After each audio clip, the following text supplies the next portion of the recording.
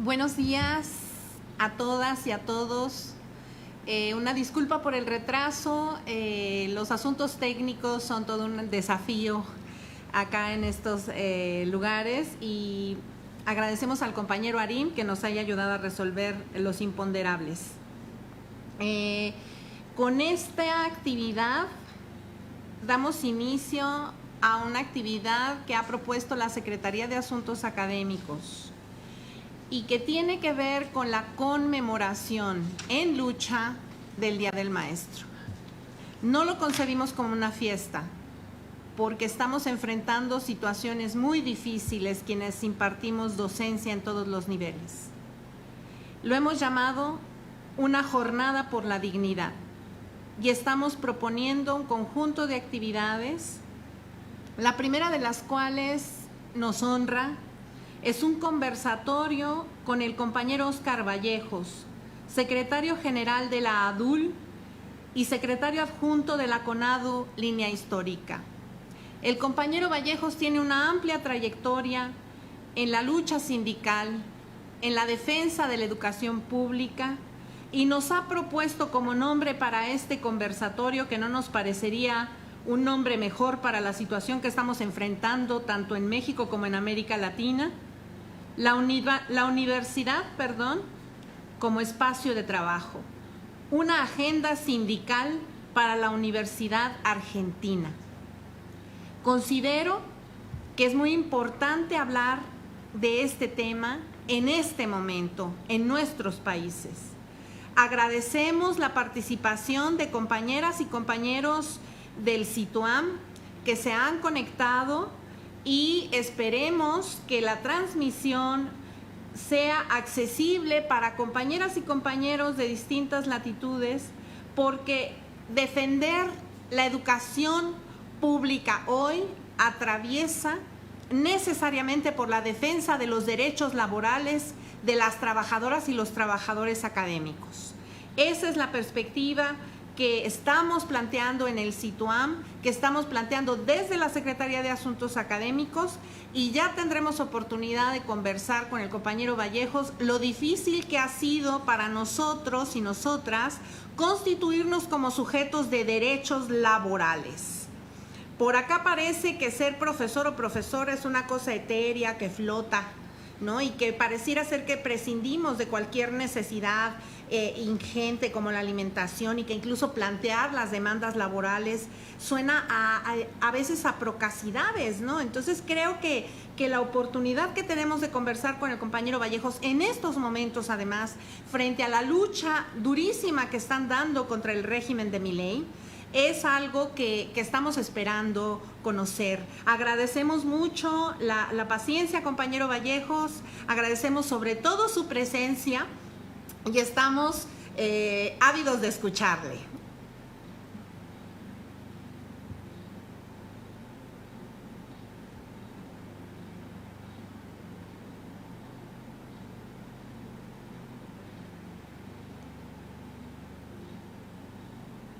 Marcusi, la compañera que era delegada. ¿Se escucha? Muy bien, sí, perfecto.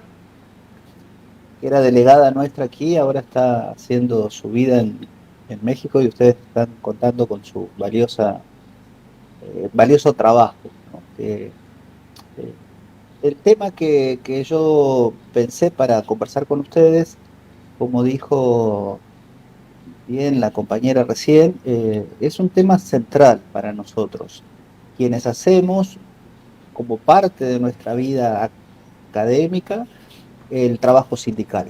Y es un trabajo que ha costado mucho instalar en la universidad, porque, como también dijo la compañera, se tiende a pensar que el trabajo académico, el trabajo en las universidades, es un trabajo que no requiere condiciones materiales. Y eso está lejos de ser así, en varios sentidos.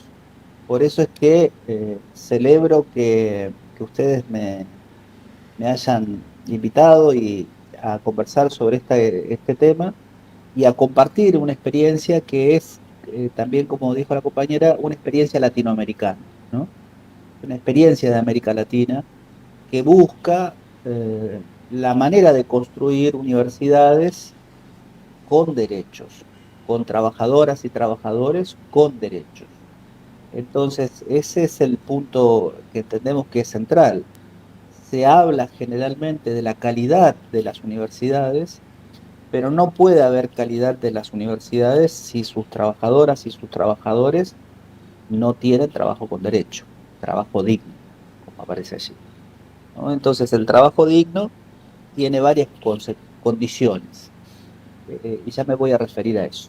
Entonces, para, para empezar, cuando uno mira la historia de la universidad y las conceptualizaciones que circulan sobre la universidad, aparecen allí reiteradas veces el vínculo de la universidad con el conocimiento, con la producción del conocimiento y con lo que uno podría llamar las fronteras del conocimiento. Y esa relación de la universidad con el conocimiento es, de alguna manera, para estas teorías, lo que constituye la universidad. Sin embargo, lo que yo vengo planteando como alguien que se dedica a indagar sobre la naturaleza de la universidad y que hace trabajo sindical, es que falta dentro de este pensamiento la visión de que la universidad es también un espacio de trabajo y que el trabajo de producción del conocimiento, el trabajo académico, es eso, es un trabajo y como tal tiene que ser protegido, amparado y además tiene que ser fomentado en una línea de derechos, que es algo que ha costado muchísimo de instalar en las universidades. Para ponerles el ejemplo más, quizá más contundente de lo atrasado que estamos nosotros en materia de derechos, es que la Universidad Argentina nos puede despedir sin pagarnos indemnizaciones. Y entonces, de esa gravedad te estamos diciendo, no hay ningún otro trabajador, ninguna otra trabajadora que el empleador pueda despedir sin pagar la indemnización correspondiente. A nosotros pueden hacerlo. Y pueden hacerlos en un sentido todavía más duro, y es que nuestro trabajo depende constantemente de una evaluación, ¿no? Y esa evaluación tiene consecuencias para la preservación del trabajo, ¿no? Para garantizar nuestra continuidad en este trabajo académico. Y entonces esa evaluación, que generalmente se ve como una evaluación que garantiza la calidad, nunca tiene en cuenta los derechos laborales de quienes trabajamos como académicos, como académicas, y también como no docentes, ¿no? Esa es la categoría que nosotros usamos aquí para quienes hacen el trabajo eh, de la infraestructura administrativa y de la infraestructura de mantenimiento de la universidad. O sea que son trabajadores que decimos no docentes, pero son trabajadores, trabajadoras en un sentido pleno, porque la universidad tampoco se puede sostener sin que sus trabajadores garanticen las actas de exámenes, que las notas vayan a parar a la persona que tienen que ir a parar, que las aulas estén en condiciones, que los laboratorios estén en condiciones. Entonces, esa es la primera perspectiva que tenemos que tener en cuenta. Entonces, los derechos laborales no han sido pensados como aquello que garantiza que la universidad sea lo que es, que generalmente, insisto, se la reconoce como un espacio de investigación, de docencia, y la otra tercera función o misión de la universidad, que es la de extensión, es decir, poner el conocimiento al servicio de la resolución de los problemas sociales de la región en la que está emplazada la universidad, ¿no? Entonces, generalmente, entonces, los derechos docentes no suelen tener, no suelen ser vistos como aquellas condiciones básicas que hacen posible el, el cumplimiento de esas tres grandes misiones universitarias. Y sobre eso entonces me quiero detener. con esta idea de qué es una agenda sindical para la universidad. Entonces yo diría que el primer punto de esa agenda sindical es el reconocimiento de que quienes estamos en la universidad somos trabajadoras y trabajadores. Y que como tal, nosotros venimos en cierta medida atrasados respecto de otros trabajadoras y otras trabajadoras que han sabido organizarse. Y que entonces, en ese caso, nosotros somos más bien aprendices. Como yo soy docente, generalmente los docentes nos salimos a decir como que nosotros enseñamos. Pero acá en este tramo, nosotros estamos más bien como aprendices del trabajo. ¿Qué quiere decir esto? En la Universidad Argentina, la sindicalización de las universidades empezó a ocurrir a fines de la década del 60, a principios de la década del 70 del siglo pasado. Después vino la dictadura sangrienta que nosotros tuvimos, y recién a partir de la vuelta a la democracia, a partir del año 84, ahí empezó a haber una actividad sindical que se da sin cortes.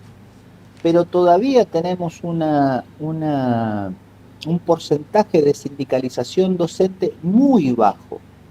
Tenemos una sindicalización del orden entre el 30 y el 40%. Y esa es una sindicalización muy baja respecto de la sindicalización que hay en Argentina en otras ramas del trabajo, ¿no? Entonces, por eso es que nosotros, o yo estoy planteando que nosotros somos aprendices de esos otros ámbitos que se han sindicalizado y que tienen una sindicalización más fuerte. Entonces, la primera gran tarea que nosotros tenemos es el reconocimiento de que somos trabajadoras y trabajadores, y que tenemos que pararnos en la universidad en esa calidad, en esa condición. Y eso entonces sería como el primer punto de una agenda posible, de una agenda sindical. Y si somos trabajadoras y trabajadores, entonces necesitamos una organización sindical que nos defienda. Y acá viene la segunda cuestión, que es la construcción de sindicatos fuertes que puedan defendernos frente a nuestros empleadores y empleadoras, ¿no? Que en este caso son las empleadoras, son las universidades, pero en la Argentina nosotros tenemos una situación de que las universidades nuestras se llaman cogobernadas, o sea que los estudiantes, los docentes y los graduados y los no docentes participan del gobierno universitario. Entonces, en cierta medida, el cogobierno parece querer decirnos que como todos participamos en mayor o menor medida de esta elección, entonces los problemas del trabajo se van a resolver dentro del gobierno, dentro de esa estructura del cogobierno. Sin embargo, eso no es así. Lo que ocurre es que los problemas del trabajo no se resuelven porque no se ven como aquello que hay que garantizar como condición de posibilidad del gobierno universitario. ¿Qué quiere decir esto? Les pongo un ejemplo que fue una tradición muy cara en la tradición argentina. En 1918, cuando se produce la reforma universitaria, a partir de un gran movimiento estudiantil, empezó a pensarse en la idea del concurso, como aquello que garantizaba la calidad universitaria. Y entonces lo que se fijó ahí como idea es que si los trabajadores docentes no teníamos estabilidad laboral, eso nos impulsaba a estar siempre actualizándonos, haciendo innovaciones, porque la próxima vez que concursáramos, si no hacíamos eso, íbamos a perder en manos de alguien que sí las venía haciendo. ¿Me explico? Entonces, esa idea de la universidad es contraria a la idea de derechos, y que cuando uno ingresa a un trabajo, tiene que tener estabilidad. Y entonces la tradición universitaria lo pensó exactamente al revés. Y es que la estabilidad iba en contra de la idea misma de universidad, que es aquella institución capaz de estar siempre en las fronteras del conocimiento. Y entonces, esto es lo que yo quiero decir como el segundo aspecto, de que necesitamos sindicatos fuertes que puedan defendernos y que puedan instalar la idea de que el trabajo seguro es la condición de posibilidad de una universidad con calidad, y no al revés como se vino construyendo históricamente. Entonces, como ustedes ven, esto es una especie de revolución académica, porque hay que cambiar las mentalidades, hay que cambiar la estructura de sentimiento, diría un sociólogo como Raymond Williams. Es decir, aquel conjunto de sensibilidades que hacen que la vida universitaria funcione, ¿no? Y entonces, ¿esto qué quiere decir? La manera de lograr estabilidad tiene distintas posibilidades. Nosotros en la Argentina no hemos conseguido un trabajo estable. Y eso quiere decir que nosotros tenemos que concursar, y se discutió en la periodización de esos concursos, y está en un periodo mínimo de 4 años, y entonces cada 4 años nosotros tenemos que revalidar nuestro lugar de trabajador en la universidad. Y entonces eso, ¿qué quiere decir? Nunca tenemos trabajo seguro, nunca tenemos trabajo estable, y por eso es que te pueden despedir sin pagarte indemnización, incluso cuando tengas 30 años de trabajo. Si uno pierde un concurso o tiene una evaluación negativa, entonces pierde su trabajo, tiene una degradación moral por haber perdido el concurso, y además ni siquiera tenemos derecho a recibir la indemnización correspondiente, como cualquier trabajadora, cualquier trabajador de cualquier rama de la actividad económica o laboral tiene derecho a acceder. No sé si eso a ustedes les ocurre en la misma manera, pero eso es lo que ocurre en la Argentina.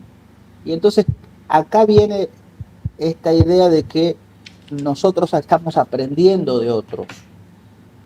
Para otros sindicatos, de otras ramas de la actividad laboral, esa es la posición, digamos, de base. Cualquier trabajador que es despedido tiene derecho a la indemnización. Esa es una de las discusiones que ahora se está dando de este gobierno neofascista, como venimos caracterizando nosotros, quiere transformar, porque no quieren que las patronales paguen indemnizaciones. Y entonces uno podría decir, eso desde el punto de vista de la universidad, miren, nosotros no recibimos ninguna, o sea que no tenemos ni siquiera ese derecho, pero estamos articuladamente defendiendo el derecho de la clase trabajadora al derecho a la indemnización y a la estabilidad laboral, ¿no? Entonces, nosotros tenemos allí, como se imaginarán ustedes, una tensión entre esta idea de cómo se garantiza la calidad académica y el derecho a un trabajo con permanencia, con estabilidad.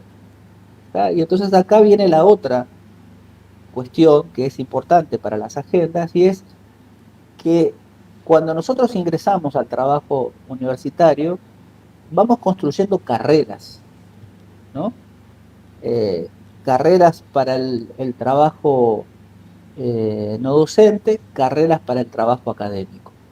Yo hablo más del trabajo académico, pero tengo que reconocer que cualquier trabajador que trabaja de manera continua en una rama del trabajo adquiere experticia en ese trabajo, y como tal tiene el derecho a un ascenso, a mantener una carrera de crecimiento donde esa experticia vinculada a su trabajo rinda y mejore sus condiciones, ¿no? A medida que va teniendo más antigüedad.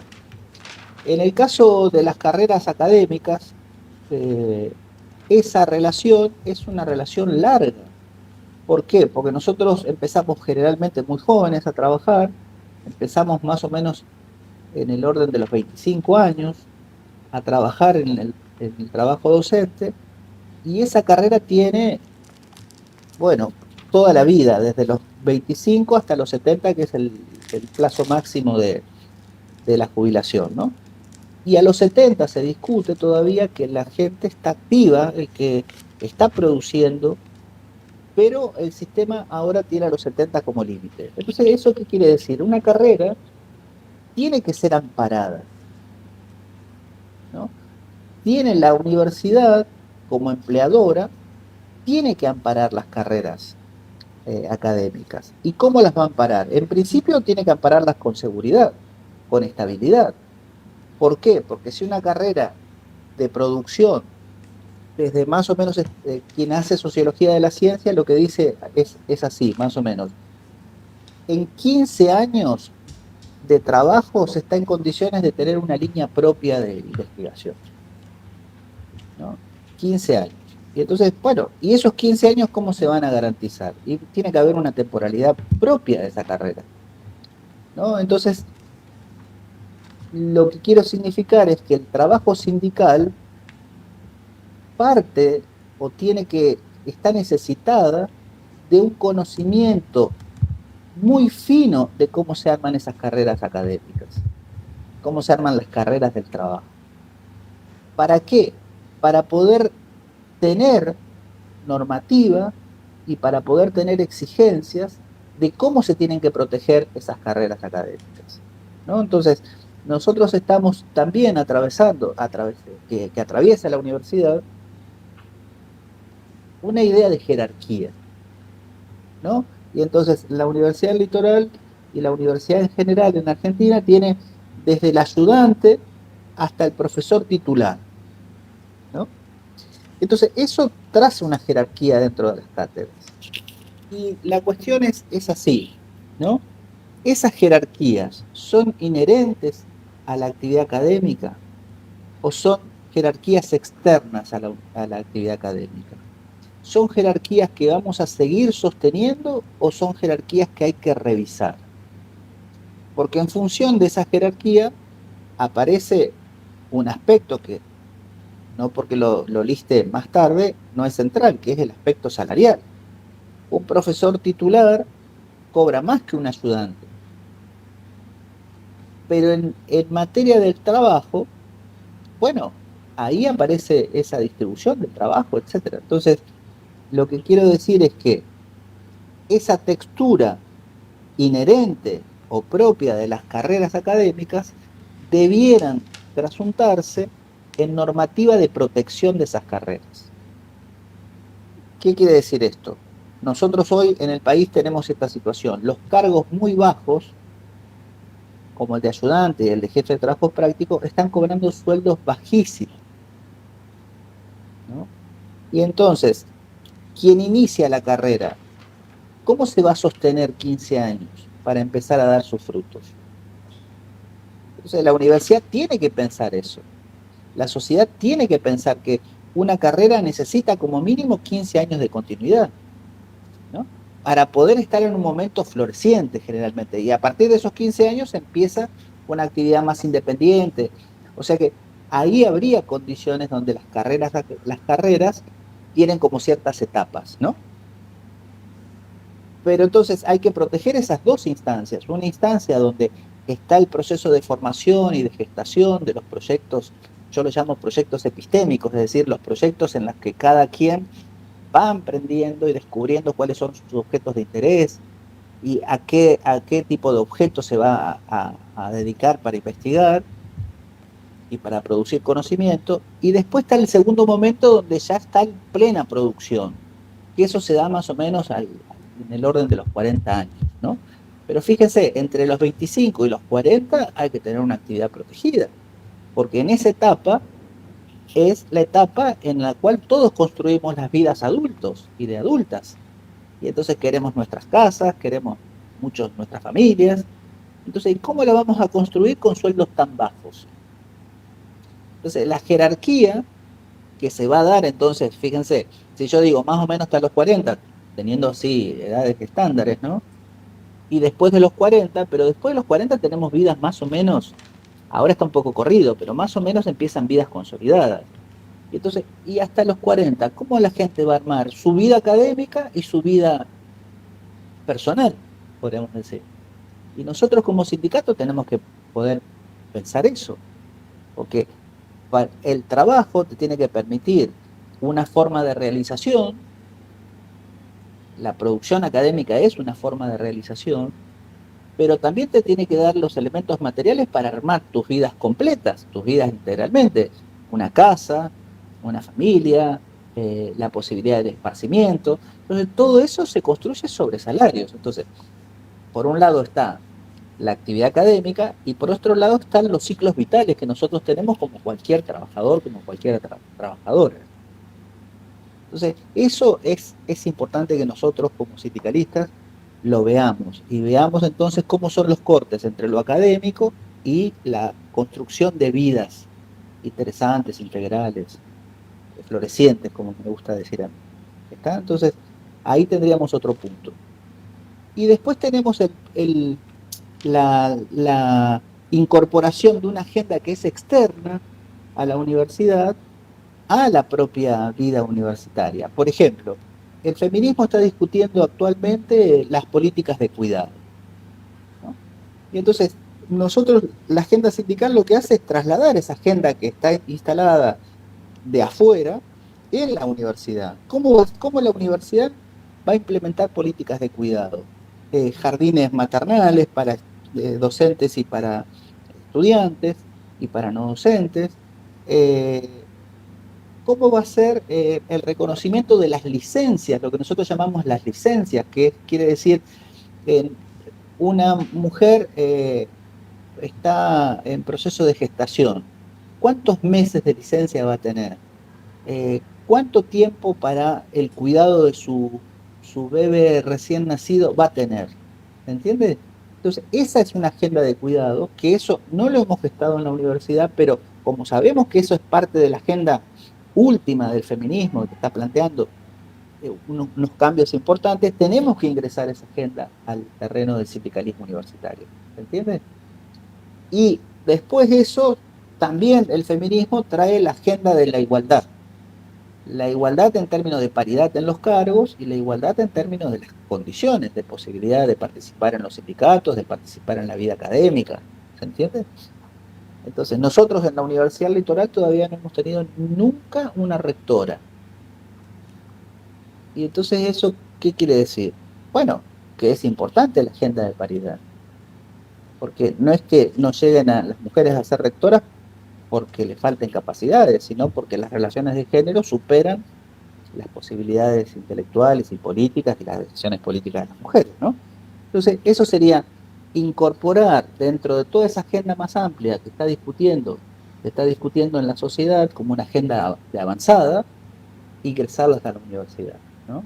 Entonces puse dos casos, el caso de la agenda de cuidados para discutir licencias, las licencias por violencia de género, las licencias para maternar y para paternar, y la cuestión esa de que los espacios tienen que permitir que quienes tengan hijos vayan a sus lugares de trabajo y haya quien cuide sus hijos mientras trabaja, y entonces tener hijos, hijas, hijes, no se transforman en un problema para el armado de las carreras académicas, etcétera, etcétera, ¿no? Y las carreras del trabajo. Entonces, ese sería otro punto. Y después tenemos la agenda más clásica, que es la construcción de convenios colectivos de trabajo, ¿no? Entonces, ahí es donde eso sería como lo más antiguo, pero lo más novedoso para el mundo universitario, porque nosotros recién desde el año 2015 tenemos un convenio colectivo de trabajo.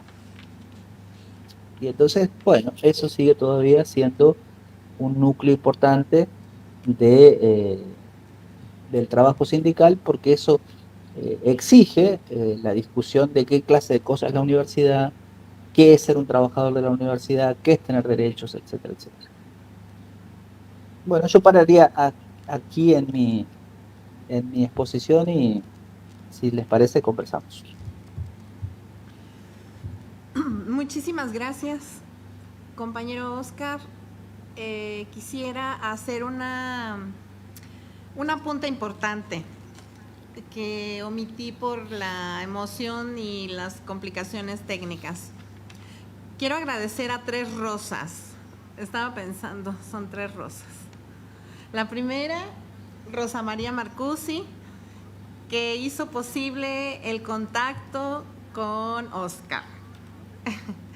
La segunda es profesora de la UAM Xochimilco y estamos trabajando justamente en uno de los temas que planteó el compañero Oscar Vallejos, que es cómo construir carrera académica dentro de la UAM con una figura muy retorcida que se llaman profesores temporales, que no lo son, y que están atentando contra el modelo de profesor investigador de la UAM, que ha sido históricamente lo que le ha dado el perfil a nuestra universidad como una universidad de calidad, que ofrece condiciones laborales importantes en el sentido de derechos a quienes tenemos contrataciones por tiempo indeterminado.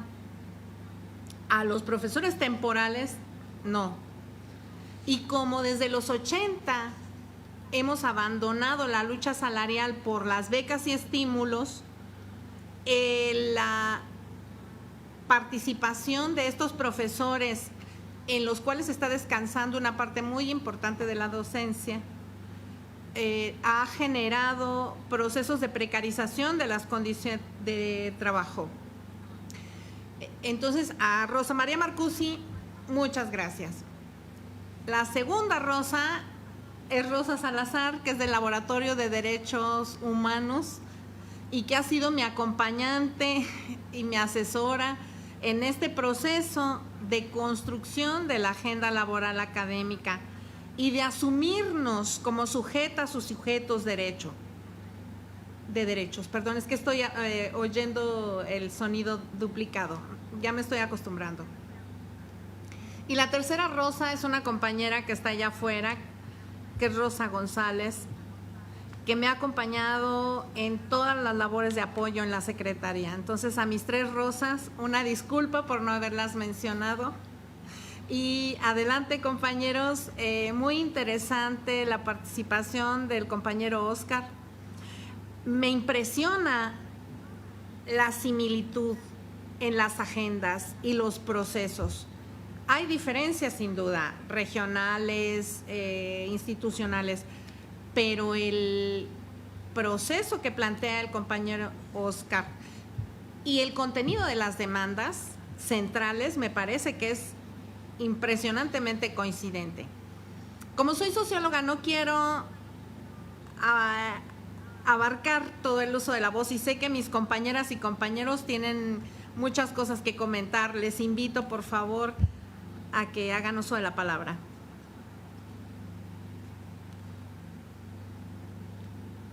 ¿No? Si no, entonces yo. ¿Sí se escucha? Compañera Rosa, ¿quieres? Sí. Sí, adelante. Ok.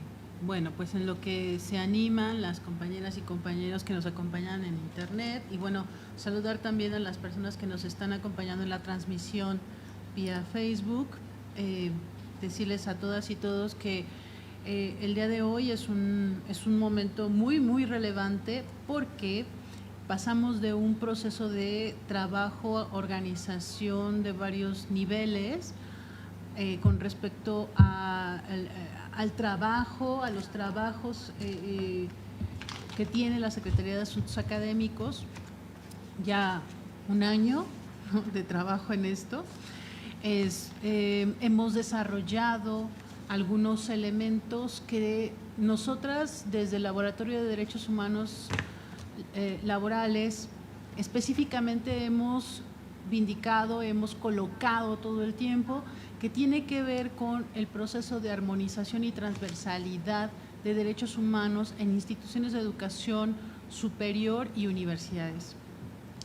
Este no es un proceso nuevo, es un proceso que nosotras afortunadamente llevamos ya algunos añitos trabajándolo y con base en nuestra experiencia hemos podido colaborar de manera conjunta, hemos desarrollado procesos colaborativos con la doctora Noemí, con sus colaboradoras y colaboradores del espacio sindical, con toda la gente que ha estado colaborando con este proyecto que tiene que ver con cómo generamos la garantía de los derechos humanos laborales en una universidad que es también un espacio de trabajo. ¿Para qué? Pues para generar condiciones que permitan la garantía del trabajo decente. Voy a utilizar algunos términos que son como del orden general que todo el mundo conoce en el ámbito sindical y que me parecen muy relevantes. Es decir, el objetivo principal y último es generar la garantía de los derechos humanos laborales a partir de la lucha por el trabajo decente, del trabajo igualitario, de la pertinencia de generar procesos y políticas que permitan la participación social y política de las y los trabajadores docentes. Y en ese sentido compartimos, efectivamente, como dice la doctora Noemí, un proceso muy, muy parecido, ¿no? O sea, toda la descripción, todo lo que usted nos acaba de dar, compañero, desde la Argentina, pues es parte del proceso que también hemos dado acá. Como parte de los trabajos del Laboratorio de Derechos Humanos, Comunicación y TIC, que hemos acompañado diferentes tipos de agendas, quiero comentar, nosotros empezamos a trabajar con derechos humanos laborales en 2014, aproximadamente 2013-2014, y es a partir de ese momento en que empezamos a desarrollar agendas laborales, en este caso agenda laboral académica, por la particularidad del proceso que se nos presentaba, la coyuntura nos permitió avanzar de manera muy rápida, fue a veces un tanto complicada y por eso podemos ahora mismo resumir. Es fundamental que las y los trabajadores académicos conozcan sus derechos para poder ejercerlos. Nosotros partimos de que las personas, si no conocen sus derechos, no pueden ejercerlos. Por tanto, entonces, si las y los profesores no conocen la estructura por donde transitan, donde trabajan, por donde pasan más de 8 horas al día seguramente y luego trabajan el resto del día, por lo menos una tercera parte más, en la elaboración de trabajos que les permita operar este trabajo remunerado a veces, ¿no? En la universidad, pues entonces se pierde, ¿no?, la posibilidad de poder conocer la realidad que es parte de la estructura en esta casa de estudios, que es la UAM, por ejemplo. Como decía, hemos sido parte de otras agendas como de obreros, de personas que se dedican a la maquila o mujeres que están en el espacio laboral también. Hemos trabajado también con mujeres sindicalistas y la experiencia que tenemos como sociedad civil en todo esto es podemos generar procesos vinculantes de trabajo y de análisis en pro de la defensa y la promoción de los derechos humanos laborales, específicamente para ciertas poblaciones que en este caso nos están permitiendo colaborar con ellos. Una de las cosas que me parece muy, muy importante es colocar, como lo comentaba el compañero Oscar, sí, la agenda feminista mundial hace 3 siglos que define que es necesario generar el acceso, el tránsito y la permanencia de las mujeres a la educación. Hablar de la igualdad, ¿no?, y como un ejemplo la paridad en estos espacios es fundamental y en ese sentido nosotras hemos abundado en una mesa de 3 patas, por así llamarlo, y hemos retomado de la agenda mundial la que llamaba el compañero Oscar la agenda externa, el marco internacional de derechos humanos, donde nosotras encontramos referencias muy importantes como es la CEDAW, la Convención contra la Eliminación de la Violencia hacia las Mujeres, el Convenio 190 de la OIT que fue creado en 2019 y que nosotras a partir de esa creación impulsamos en México que se pudiera ratificar y lo hemos impulsado desde redes regionales con mujeres trabajadoras de diferentes ámbitos y los enfoques integrados en derechos humanos que tienen que ver con la aplicación de los principios rectores, que es la obligatoriedad de las instancias privadas con respecto al marco de derechos humanos, es decir, cómo también las instancias no estatales o del ámbito de la iniciativa privada también deben garantizar derechos humanos. Todo esto para decir que este marco nos ha permitido navegar sin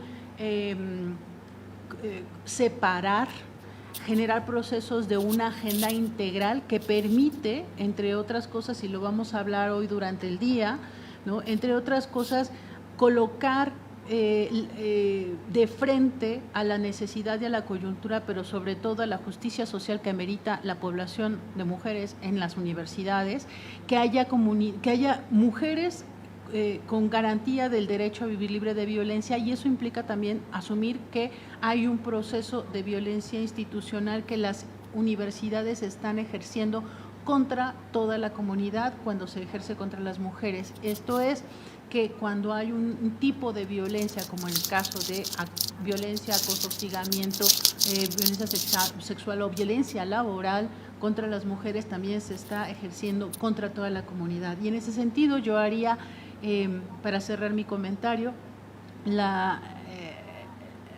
un énfasis con respecto a la exigibilidad, a la pertinencia y la exigibilidad de los derechos humanos laborales para el trabajo decente desde ese ámbito. ¿Por qué hacerlo? Pues resulta que uno de los más grandes conflictos dentro de la UAM de los últimos 2 años fue justamente un paro de labores que generaron mujeres estudiantes contra la violencia, y eso permitió un proceso reflexivo que ahora mismo lleva a la arena política, ¿no? La necesidad de generar procesos de igualdad permanente, progresiva, además, ¿no?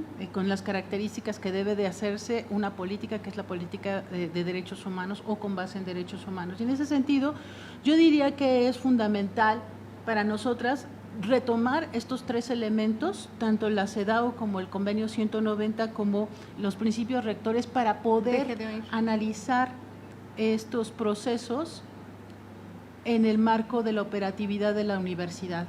Sin ello, entonces estamos careciendo de toda posibilidad de avance con respecto a los derechos humanos laborales.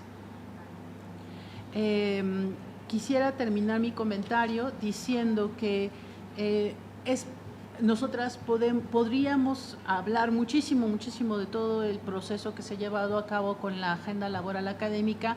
Sin embargo, me parece irreductible decir y mencionar y subrayar todo el tiempo: compañeras y compañeros, trabajadoras y trabajadores, docentes y académicas, no se puede generar un proceso de justicia laboral sin conocer nuestros derechos y sin pugnar por la justicia jurídica en el ámbito del trabajo. Aquí, pues, entonces quedamos a disposición de ustedes, y agradezco muchísimo al compañero Óscar que nos haya permitido escuchar su palabra para poder ubicar cuáles son también esos otros procesos que están sucediendo en la Argentina ahora mismo, pero que está recorriendo también todo el continente en una suerte de despertar de la necesidad de generar procesos de ciudadanía laboral o de ciudadanía en el trabajo para las mujeres y hombres trabajadores, específicamente en el ámbito académico. Muchísimas gracias. Mami. Muchas gracias, Rosa. El compañero Daniel Sandoval, adelante. Hola, ¿qué tal? Gracias por compartirnos tus experiencias. Yo conozco poco, ¿no?, del trabajo en la universidad en Argentina. Acá quizá podríamos señalar que sí hay un régimen de definitividad, pero obviamente minoritario y muy desigual, y atravesado también por, digamos, las relaciones políticas dominantes en la universidad, ¿no? A mí me interesaba si podías compartirnos algo que, por lo menos en mi opinión, ha sido como hacia el interior del sindicato, que es el sindicato mixto, pues 2 cuestiones que pues todavía estamos intentando resolver. La primera es precisamente el trabajo con otros trabajadores académicos, ¿no? ¿Qué tanto se perciben como trabajadores?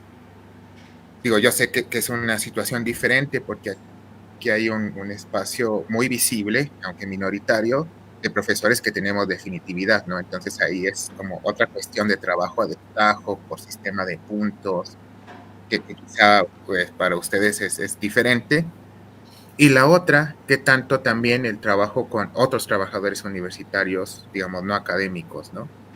Qué tanto, cómo ha sido la experiencia, un poco articular esas agendas, que para nosotros pues ha sido todo, pues todavía, ¿no? Es uno de los retos del sindicato. Yo quería pues que nos compartieras un poco más esas dos experiencias, si se puede. Gracias, Daniel. ¿Algún otro compañero o compañera que quisiera preguntar o participar? Muy bien. Compañero Oscar. Bueno, muchas gracias por los comentarios y las preguntas. Sí, efectivamente hay referencias que uno podría tomar, como hizo la compañera, que son las referencias a las definiciones de carácter jurídico que tienen o que han incorporado definiciones de carácter sustantivos. ¿Qué quiere decir esto para mí, de carácter sustantivo? Que de alguna manera definen condiciones ontológicas. A eso me refiero. Entonces, cuando se habla de la violencia hacia las mujeres, eso genera un tipo de visibilidad sobre un problema que suele ser bastante oculto, sobre todo en el mundo universitario, que opera con fantasías poderosas. Por ejemplo, la fantasía de la igualdad, ¿no? Nosotros en la universidad solemos tener la fantasía de la igualdad, pero eso no es así. Y entonces, ¿cómo mostrar la diferencia? La diferencia en el sentido negativo, en el sentido de la desigualdad, ¿no? Porque las diferencias son siempre bienvenidas. Lo que, lo que es siempre mal recibido es la desigualdad. Entonces, ahí hay que tomar esa normativa como una normativa de referencia y después ir generando poco a poco una textura que nos permita ver la especificidad de la universidad, ¿no? Por ejemplo, cuando fue la pandemia, allí el mensaje de los movimientos de mujeres mostraron que en pandemia se había recrudecido la diferencia entre cantidad de publicación de varones y mujeres. Las mujeres retrocedieron muchísimo. ¿Y eso por qué? Porque al estar confinados los espacios hogareños, quienes se habían hecho cargo del trabajo hogareño eran básicamente las mujeres. Y los varones habían podido mantener su nivel de trabajo para publicar y las mujeres no lo pudieron hacer. Y entonces eso nos da una textura específica de lo que pasa en el mundo académico, ¿no? Y entonces de eso estamos hablando.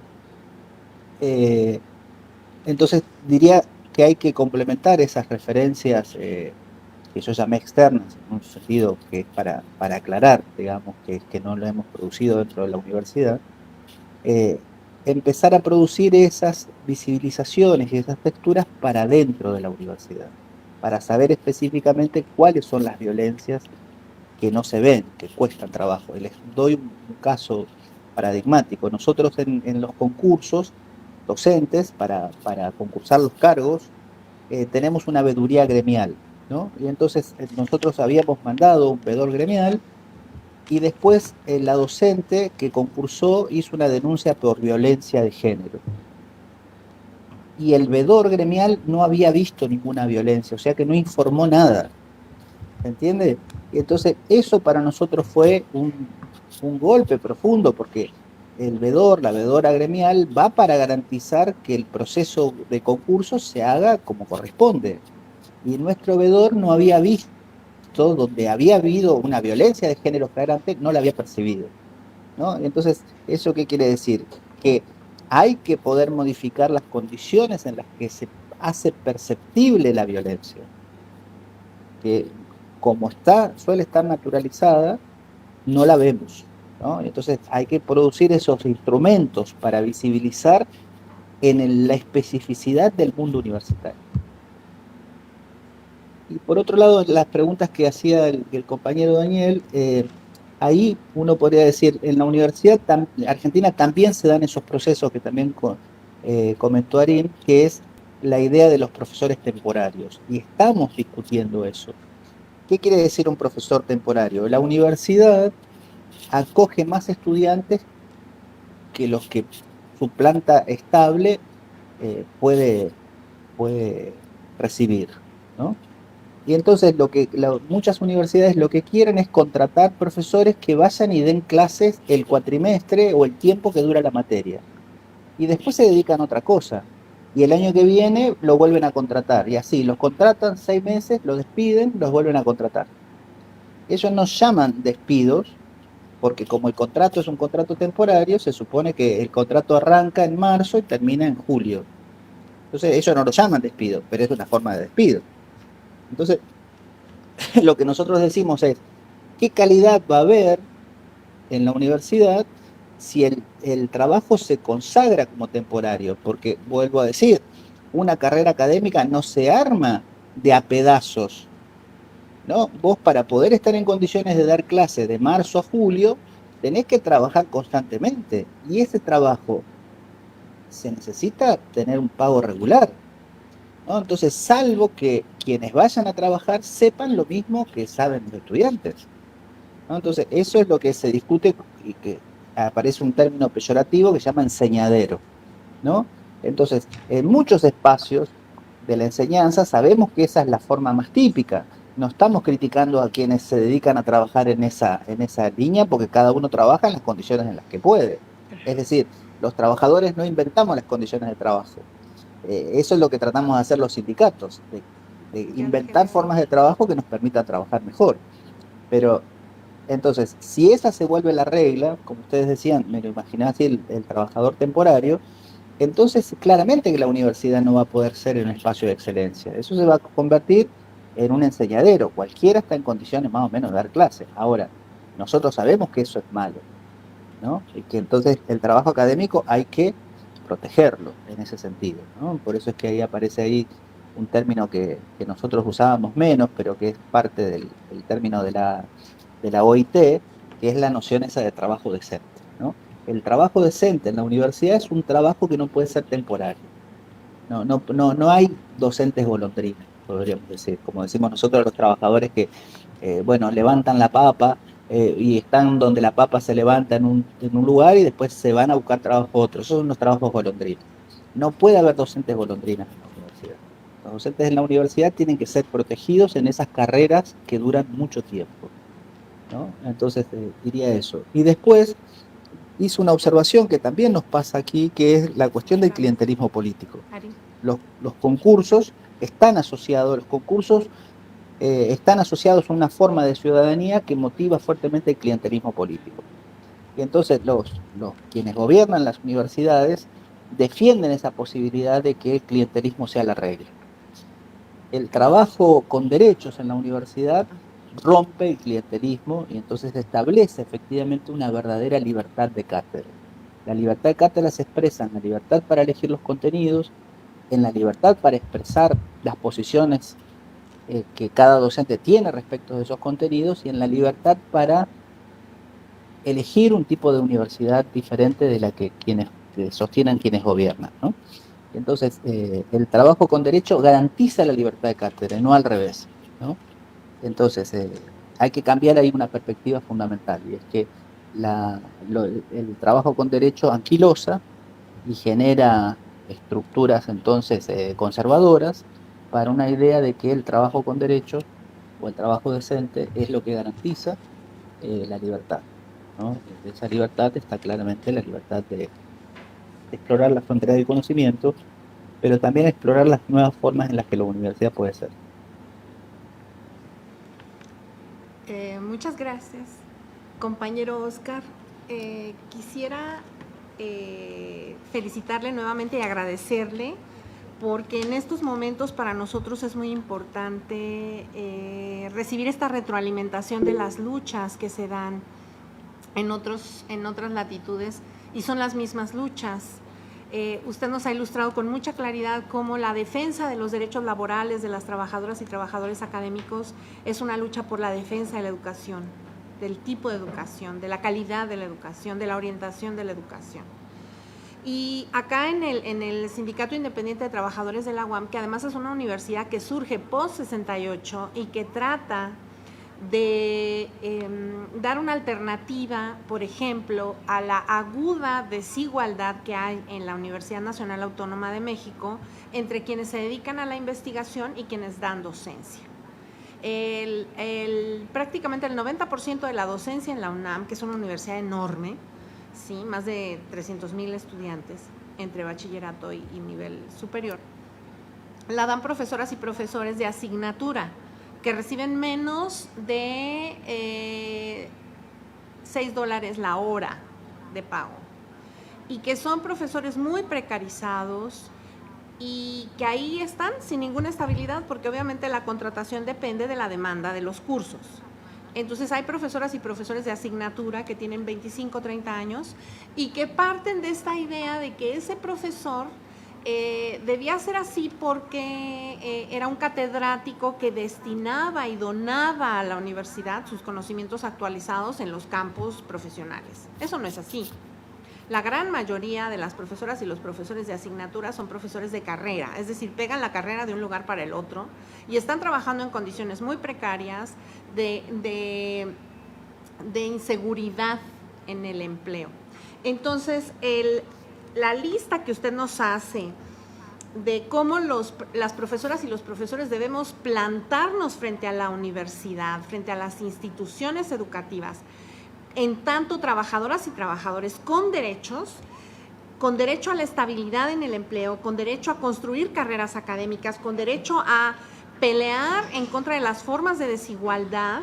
Ahorita aquí tenemos trabajando en la UAM en dos problemáticas, de dos grupos de trabajadores académicos y académicas muy importantes, que son los profesores temporales y mal llamados temporales, en su gran mayoría, y los técnicos académicos, que son trabajadores académicos que realizan prácticamente las mismas funciones que un profesor, pero reciben la tercera parte o la mitad del ingreso. Entonces ahí hay una lucha también que dar contra la desigualdad. Y están también la problemática de las violencias.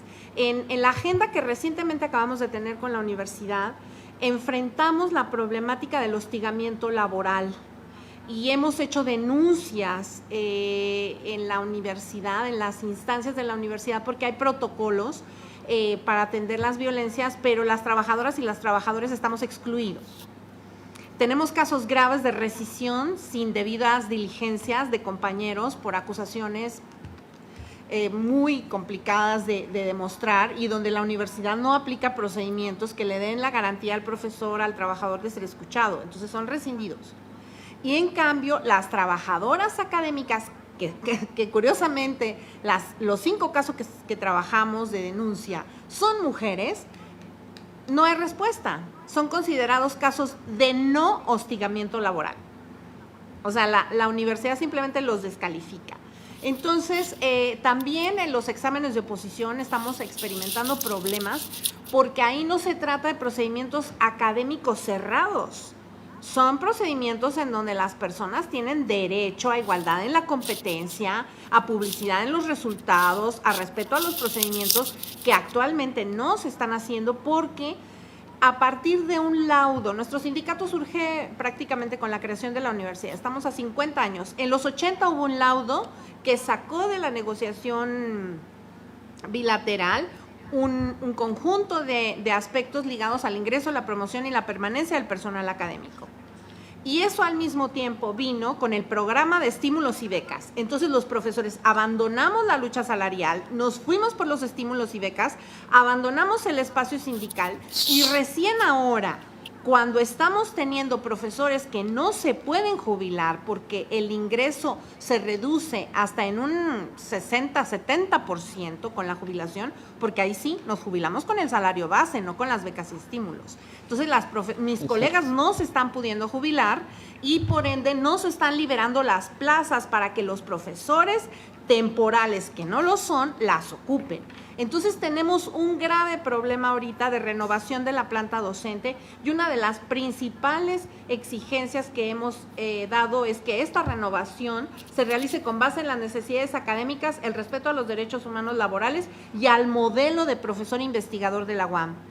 La UAM se construyó justamente para no tener esa desigualdad entre quienes se dedican a la docencia y a la investigación, sino una figura que investiga y que lleva al aula el resultado de sus investigaciones. Entonces, esta, digamos, innovación de la UAM es la que está en peligro.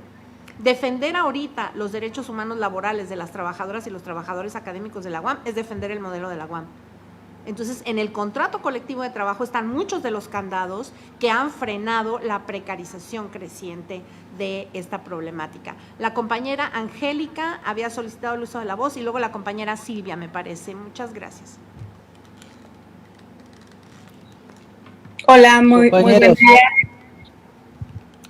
Tengo 5 minutos más, discúlpenme, pero tengo que irme porque nosotros estamos en un conflicto en este momento y entonces se llamó a una conferencia de prensa. Puedo quedarme 5 minutos más. Lamento esto, pero te escucho, Angélica. Gracias. Sí, gracias. Bueno, pues como ya se mencionó de manera rápida, los profesores temporales pues son la población más vulnerable de las universidades, no solo en México, sino creo que en gran parte del mundo, Latinoamérica principalmente. Y en ese sentido quisiera saber cómo ha sido la experiencia que ha tenido estos profesores temporales en cuanto a la articulación.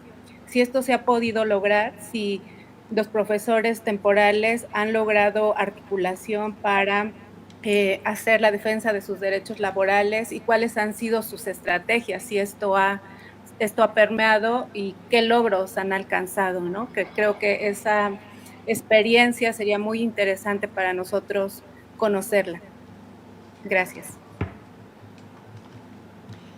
Sí, la compañera Silvia, de una vez para juntar las cosas y aprovechar el tiempo. Bueno.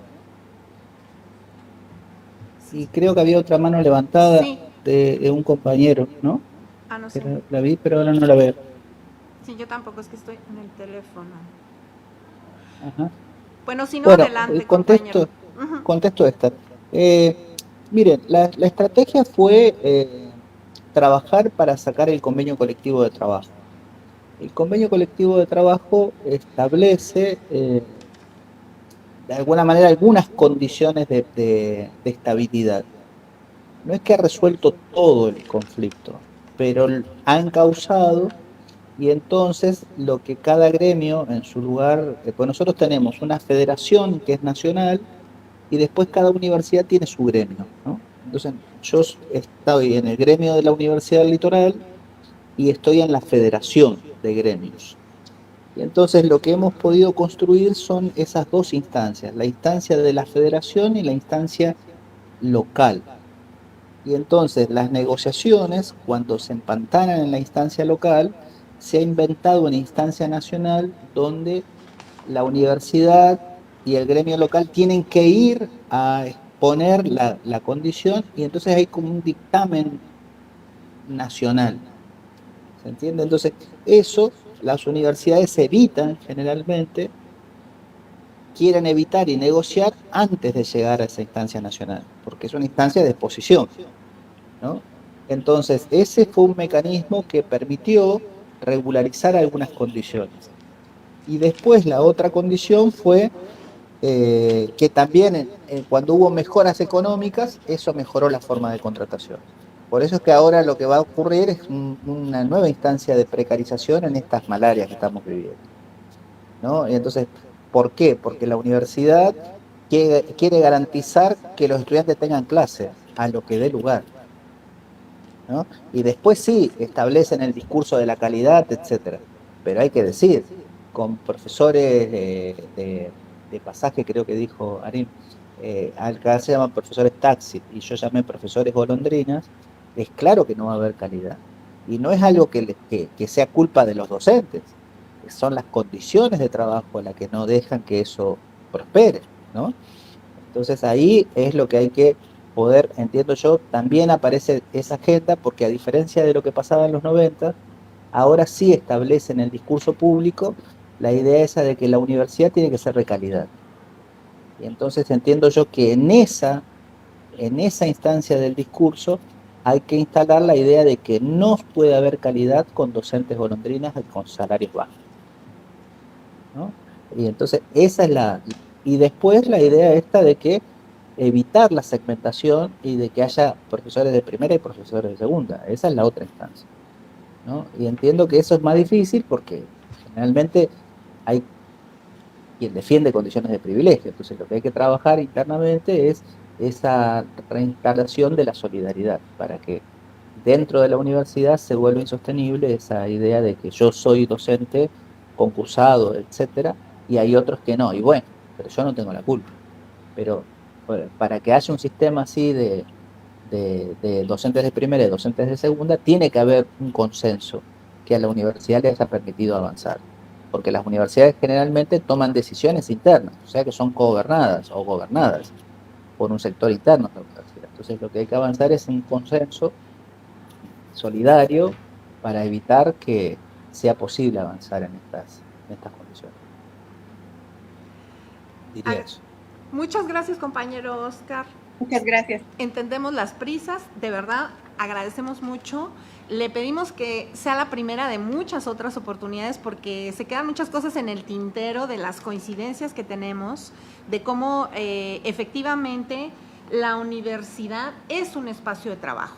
Y si lo concebimos así, es un espacio de trabajo donde la defensa de los derechos de sus trabajadoras y trabajadores es al mismo tiempo una defensa de las instituciones, para oponernos a esos discursos, ¿no?, que hablan de la calidad, del servicio, del compromiso en abstracto y que lo hacen desde criterios totalmente burocráticos y además, eso no lo dijimos, donde se apropian de una parte muy importante del presupuesto universitario como una renta.